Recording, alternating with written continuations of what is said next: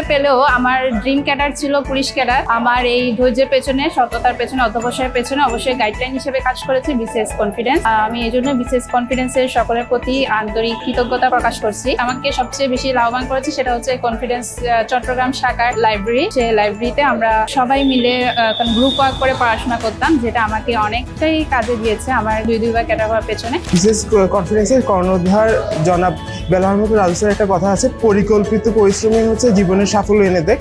তা আমার মনে হয় যে বিসিএস এর যে মেইন থিম হচ্ছে সবাই পড়ে, সবাই পরীক্ষা দেয়, কিন্তু দিন শেষে যারা পরিকল্পিত পরিশ্রম করে তারাই একমাত্র সাফল্যমণ্ডিত হয়।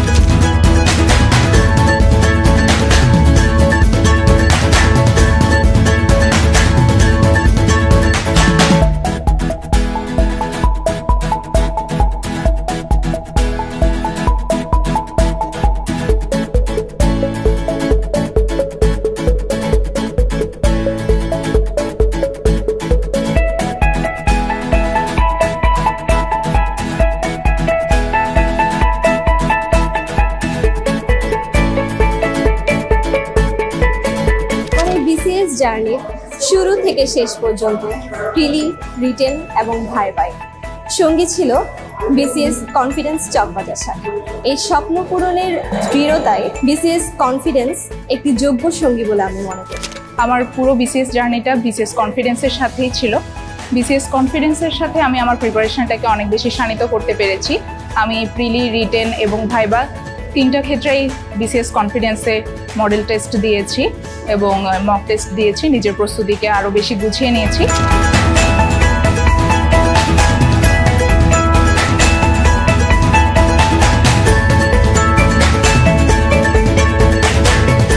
প্রথমবারেই অ্যাপিয়ার দিয়ে স্বপ্নের বিসিএস পুলিশ ক্যাডারের সুপারিশপ্রাপ্ত হওয়ার পেছনে মূল অনুঘটক হিসেবে ছিল বিসিএস কনফিডেন্স চকবাজার শাখা। লকডাউনে যখন জনজীবন বিপর্যস্ত, ঠিক তখনই আমার জন্য শাপে বর হয়ে এসেছিল বিসিএস কনফিডেন্স। বিসিএস কনফিডেন্সের লাইব্রেরিতে আমি যখন পড়াশোনা করতাম তখনই মূলত আমার জীবনের মোড় ঘুরে গিয়েছিল।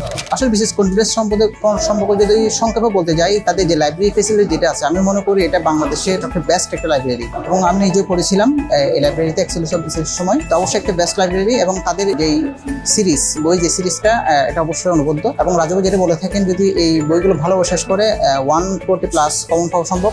আমি সেটা মনে করি আসলে এদের যে সিরিজগুলো যেগুলো রয়েছে সেগুলো ভালোভাবে শেষ করলে প্রিলিমিনারিতে অবশ্যই 140+ খুব ভালোভাবে খাওয়া দেওয়া সম্ভব। আমি বিশেষ কৃতজ্ঞ কনফিডেন্সের প্রতি।